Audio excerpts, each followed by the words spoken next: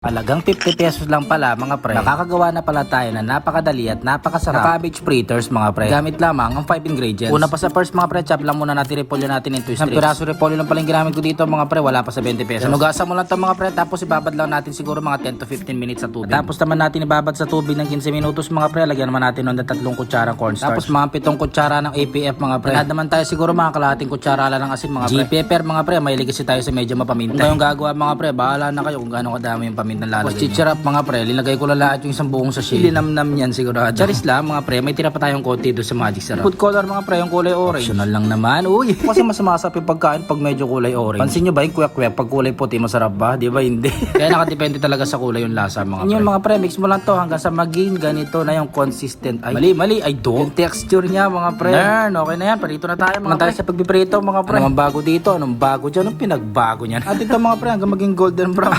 Malabong mangyari yun mga pre. Baka maging black, golden black. Okay na yun mga pre, wag na natin patagalin to. Basta kusa naman lulutong yan mga pre pagkaluto na. Tingnan mo naman yung itsura, sarap eh, no? Affordable at napakadaling gawin. Kaya nga pala mga pre, kung nakaabot ka sa dulo ng video na to, paki-comment mo naman kung taga-saan ka para naman ma-shoutout kita sa susunod natin. At kung nagustuhan mo naman yung magandang klaseng content, paki-tap mo naman yung like, follow, and share. Yun lang mga pre, pakabusog kayo palagi ha. Bye-bye!